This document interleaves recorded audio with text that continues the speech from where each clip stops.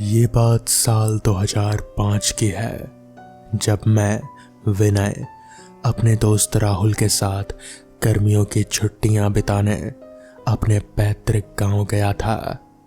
ये गांव राजस्थान के एक छोटे से जिले में था, जहां अभी भी पुरानी परंपराएं और कहानियां जिंदा थी। शहर की भाग दौड़ से दूर गांव का जीवन शांत और सुकून भरा था। दिन में हम खेतों में घूमते, नदी में नहाते और शाम को गांव के चौपाल पर बैठकर बड़े बुजुर्गों से कहानियां सुनते। गांव के बाहर एक पुराना सूखा कुआं था, जिसके बारे में गांव वाले अक्सर फुसफुसाते थे। ये कुआं गांव से लगभग 2 किलोमीटर दूर एक सुनसान रास्ते पर था, जिसके चारों ओर बबूल के पेड़ और सूखी झाड़ियां उगी थी। दिन में भी उस तरफ कोई नहीं जाता था और रात में तो सवाल ही नहीं उठता। गांव में ये कहानी फैली हुई थी कि वो कुआं शापित है और जो भी उसके करीब जाता है उसके साथ कुछ ना कुछ अनहोनी हो जाती है। ये एक सच्ची घटना थी जो हर ग्रामीण जानता था।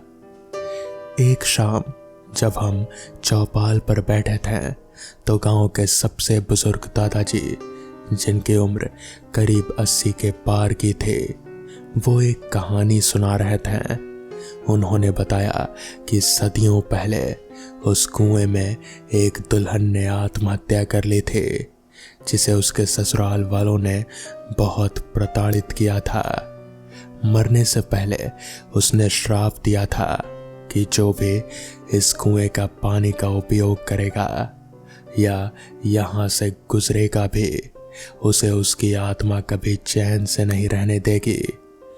कुछ लोगों का कहना था कि आधी रात को कुएं से रोने की आवाजें आती हैं और कभी कभी तो कोई अजीब सी परछाई भी दिखाई देती है। ये बात सुनकर हम नौजवान हंस पड़े। दादाजी, आप भी पुरानी कहानियां सुना रहे हैं, मैंने कहा। राहुल भी बोला, आज के ज़माने में इन बातों पर कौन विश्वास करता है? दादाजी ने सिर्फ मुस्कुराया और कहा, बेटा, कुछ बातें ऐसी होती हैं जिन पर विश्वास करना पड़ता है, क्योंकि वो आंखों से देखी होती हैं। उनकी बातों में एक अजीब सी गंभीरता थी, जिसने हमें थोड़ा सोचने पर मजबूर किया। लेकिन हम अभी भी इन बातों को सिर्फ अंधविश्वास मानते थे। ये गांव में बहुत ही मशहूर कहानी थी।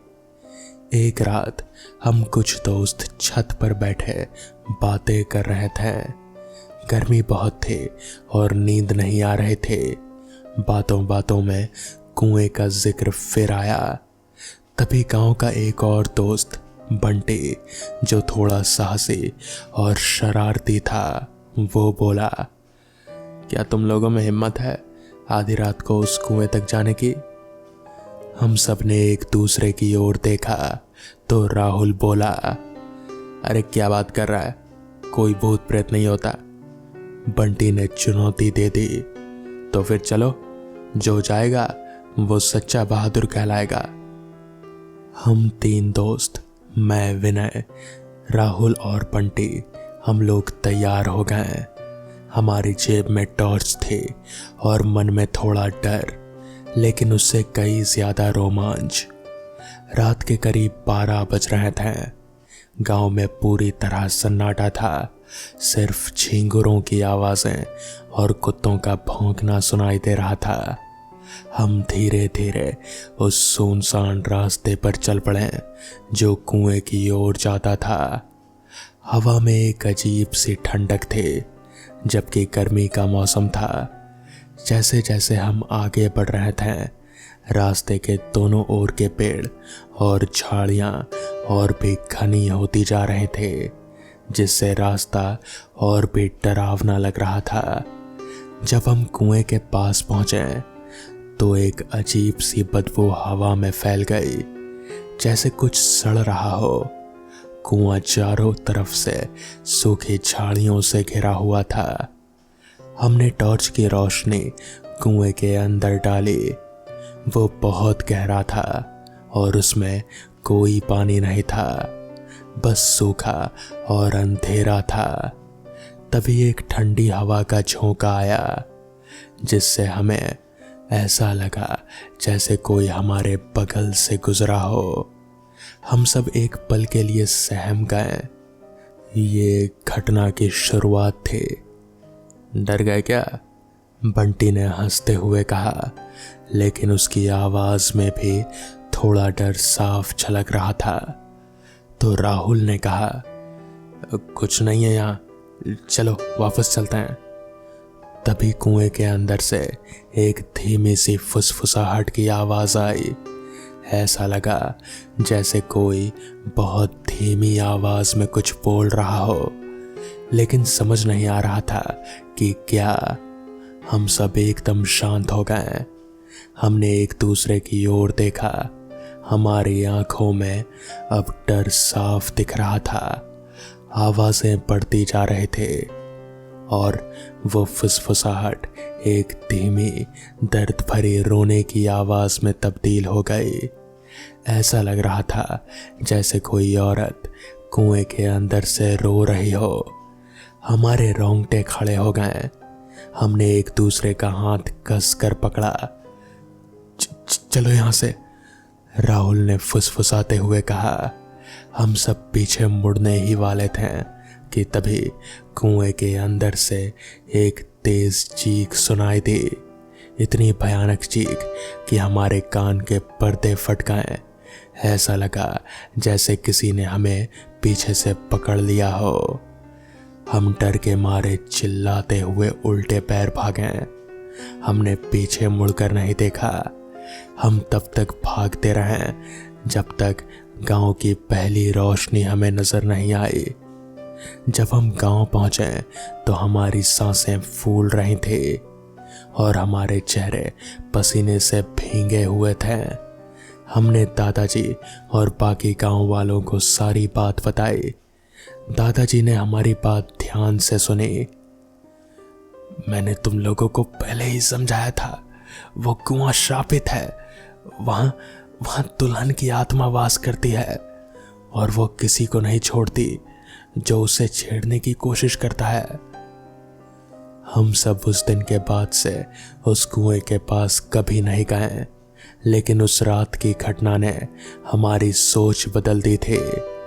हमें अब यकीन होने लगा था कि कुछ कहानियां सिर्फ कहानियां नहीं होती, बल्कि हकीकत होती हैं। ये एक सच्चा पैरानॉर्मल एक्सपीरियंस था। हम वापस शहर आ गए, लेकिन कुएं का रहस्य हमें परेशान करता रहा। राहुल और बंटी के साथ भी कुछ अजीब घटनाएं होने लगी। राहुल को रात में नींद नहीं आती थी। उसे अक्सर सपने आते थे जिसमें वो कुएं के अंदर होता था और एक डरावनी औरत उसे खींच रही होती थी। बंटी को भी कभी कभी अकेले में धीमी सी रोने की आवाज आती थी और उसे लगता था कि कोई उसका पीछा कर रहा है। एक दिन राहुल ने मुझे फोन किया। उसकी आवाज में बहुत डर था। विनय, मुझे लगता है वो औरत मुझे नहीं छोड़ रही है। मैंने पिछले हफ्ते एक पंडित जी को दिखाया। उन्होंने बताया कि कुएं की आत्मा मेरे पीछे पड़ गई है। उन्होंने मुझे कुछ उपाय बताए हैं, लेकिन मुझे डर लग रहा है। मैं भी चिंतित था। हमें लगा कि शायद हम सब इस श्राप से जुड़े हुए हैं। हमने फैसला किया कि हमें गांव जाकर एक बार फिर से दादाजी से बात करनी चाहिए और इस समस्या का कोई हल निकालना चाहिए। हम जब गांव पहुंचे तो दादाजी ने हमारी हालत देखकर सब कुछ समझ लिया। उन्होंने कहा, मैंने तुम लोगों को पहले ही चेताया था, उस आत्मा को शांति नहीं मिली है और वो उन लोगों से अपना बदला लेती है जो उसकी कब्र को छेड़ने की कोशिश करते हैं। दादाजी ने गांव के कुछ बुजुर्गों और एक स्थानीय तांत्रिक को बुलाया। तांत्रिक ने कुएं के पास एक विशेष पूजा करने का फैसला किया ताकि उस आत्मा को शांति मिल सके। पूजा की रात हम सब कुएं से थोड़ी दूर इकट्ठा हुए। तांत्रिक ने मंत्रों का जाप करना शुरू किया। हवा में एक अजीब सी ऊर्जा महसूस हो रही थी। कुएं के अंदर से तेज हवा का झोंका आया, जिससे हमें लगा जैसे कोई भयानक शक्ति बाहर निकलने की कोशिश कर रही हो। तांत्रिक ने अपनी पूरी शक्ति लगा दी। ये एक भूत प्रेत की कहानी नहीं, बल्कि एक जिंदगी का अनुभव था। पूजा कई घंटों तक चली। अंत में तांत्रिक ने कहा कि आत्मा को कुछ हद तक शांत कर दिया गया है, लेकिन उसे पूरी तरह से मुक्ति नहीं मिली है। उन्होंने हमें बताया कि उस कुएं का रहस्य बहुत गहरा है और उसे पूरी तरह से सुलझाना मुश्किल है। उन्होंने हमें सलाह दी कि हम कभी भी उस कुएं के करीब ना जाएं और ना ही उसके बारे में ज़्यादा बात करें।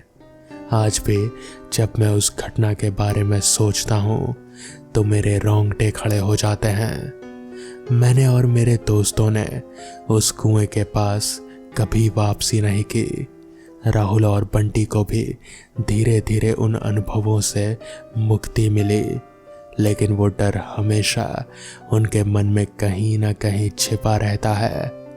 वो कुआं आज भी गांव के बाहर उसी सुनसान रास्ते पर मौजूद है। गांव वाले अभी भी रात में उस तरफ जाने से डरते हैं। कई सालों बाद भी कुछ लोगों का दावा है कि उन्होंने आधी रात को कुएं से रोने और फुसफुसाने की आवाज़ें सुनी है। क्या वो आत्मा सच में कभी शांत नहीं हुई? क्या वो श्राप आज भी उस कुएं के साथ जुड़ा है? ये कहानी एक सच्ची घटना है जो हमें सिखाती है कि दुनिया में कुछ ऐसी चीज़ें हैं जिन्हें विज्ञान समझा नहीं सकता। कुछ रहस्य ऐसे होते हैं जो अनसुलझे रहते हैं, और शायद यही उनमें सबसे बड़ा डर होता है। ये एक सच्ची घटना है। आज भी उस गांव के लोगों के दिल में एक अनसुलझा सवाल बनकर गूंजती रहती है। क्या उस श्रापित कुएं का रहस्य कभी सुलझेगा? वो हमेशा के लिए एक खौफनाक गांव का अतीत बनकर रहेगा, ये कोई नहीं जानता। क्या आपके गांव या शहर में भी कोई ऐसी जगह है जहां से अजीब आवाज़ें आती हैं और जहां से लोग डरते हैं? तो दोस्तों, ये थी आज की पहली कहानी। तो चलिए बढ़ते हैं आज की दूसरी कहानी की ओर। मुंबई, अंधेरी ईस्ट, एक पुरानी बिल्डिंग जो अब ऑफिस स्पेस में तब्दील की जा रहे थे। आशीष वर्मा, उम्र लगभग 30 साल, एक फ्रीलांस डिजिटल डिज़ाइनर। कुछ महीनों पहले ही दिल्ली से मुंबई शिफ्ट हुआ था। किराए का घर मिल नहीं रहा था, सो उसने एक पुरानी बिल्डिंग के खाली ऑफिस फ्लोर पर रहना शुरू किया।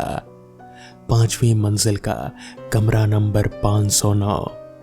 किराया सस्ता था और मालिक ने कहा सिर्फ 2 महीने रहना, फिर रेनोवेशन चालू होगा। आशीष ने ज़्यादा नहीं सोचा। कमरे में बेसिक सुविधाएं थे। एक पुराना बेड, एक लकड़ी की टेबल, वॉशरूम और एक बालकनी जो बाहर एक सुनसान गली में खुलते थे। सब ठीक था पहले हफ्ते तक। बिल्डिंग के बाकी फ्लोर पर काम चल रहा था। मजदूर दिन में आते हैं, रात को ताला लगाकर चले जाते हैं। आशीष अकेला होता था पूरे फ्लोर पर। रात के सन्नाटे में वो अक्सर सुनता लकड़ी के चटकने की आवाज़, छत से धीमे धीमे चलने की आहट और कभी कभी सीढ़ियों से किसी के दौड़ने की धीमी मगर बिल्कुल बहुत ही असामान्य सी आवाज़। शायद बिल्डिंग पुरानी है और मेरा दिमाग ज्यादा सोच रहा है, आशीष खुद को समझाता था। वैलेंटाइंस डे की रात आशीष अपने लैपटॉप पर देर तक काम कर रहा था। रात के करीब 2:45 बजे वो वॉशरूम गया। वॉशरूम से निकलते वक्त उसकी नज़र कमरे के दाएं कोने में रखे पुरानी लकड़ी की अलमारी पर पड़ी, जो शुरू से ही बंद थे। उसने नोट किया कि अलमारी का दरवाज़ा थोड़ा खुला था और जैसे भीतर कोई सांस ले रहा हो। कुत्ता तो नहीं घुस गया अंदर? वो आगे बढ़ा, झुका, हाथ बढ़ाया और दरवाज़ा धीरे धीरे अपने आप बंद हो गया, बिना कोई हवा चले, धीरे से खच की आवाज़ के साथ। उसी रात करीब 3:15 बजे बालकनी की खिड़की पर किसी के पैरों की परछाई दिखाई दी, जैसे कोई बाहर खड़ा हो। 5वीं मंजिल पर बालकनी में बाहर कोई भी खड़ा नहीं हो सकता था, क्योंकि नीचे कोई स्लैब ही नहीं था। आशीष ने डरते हुए पर्दा हटाया, कोई नहीं था। अब आशीष का मन असहज रहने लगा था। उसने एक दिन बिल्डिंग के गार्ड सलीम चाचा से पूछा, यहाँ कुछ हुआ था क्या पहले? सलीम चुप हो गए, फिर बोले, साहब 5वीं मंजिल पर पहले एक ऑफिस था, एक प्रोडक्शन हाउस। 2015 में एक लड़की रिया नाम की, उसने यहीं पर आत्महत्या कर ली थी, 509 में ही। कहा जाता है कि वो प्रेग्नेंट थी और उसका प्रेमी उसे छोड़ गया था। शूटिंग के बहाने उसे यहाँ बुलाया गया और फिर वो वापस नहीं गई। अगले दिन उसका शव बालकनी से लटका मिला था।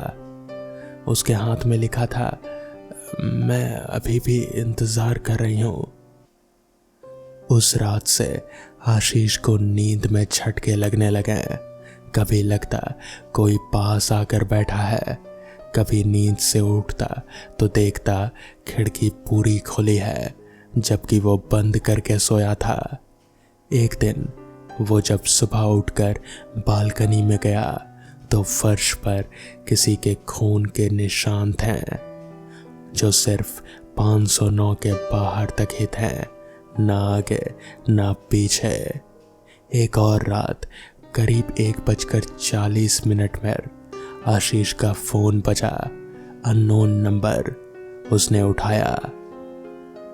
तुम भी मुझे छोड़ दोगे? धीमी कांपती आवाज औरत की थी। आशीष ने कहा, कौन?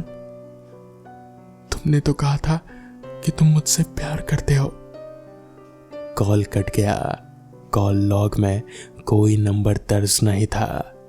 एक रात जब तेज बारिश हो रहे थे, आशीष को कमरे की एक दीवार पर पानी की बूंदें गिरती महसूस हुई। पास जाकर देखा, वो पानी नहीं बल्कि खून था। दीवार से रिश्ता हुआ ठंडा गाढ़ा खून। वो तुरंत मोबाइल से वीडियो रिकॉर्ड करने लगा। अगले दिन उसने जब वीडियो चेक किया, कोई खून नहीं था, बस सूखी दीवार। 2 हफ्ते बाद उसने उस पुरानी अलमारी को खोला। भीतर से एक पुरानी डायरी मिली। स्याही मिट चुके थे, लेकिन कुछ शब्द साफ थे। मैं हर रात उस खिड़की से देखती हूँ, क्या वो लौटेगा? मेरे बच्चे का गुनहगार कौन है? अगर मैं भटकती रहूं, क्या मेरी कोई कहानी लिखेगा? मार्च की शुरुआत में आशीष ने उस फ्लैट को खाली करने का फैसला लिया। वो जैसे तैसे पैकिंग कर रहा था, तभी बालकनी की खिड़की अपने आप खुली। तेज हवा अंदर आई, कमरे की लाइट झपकने लगी और फिर रिया सामने खड़ी थी। लंबे बाल, सफेद गाउन, फटी आंखें और पेट पर हाथ। तुम आओगे ना वापस? अगली सुबह कमरा 509 खाली था।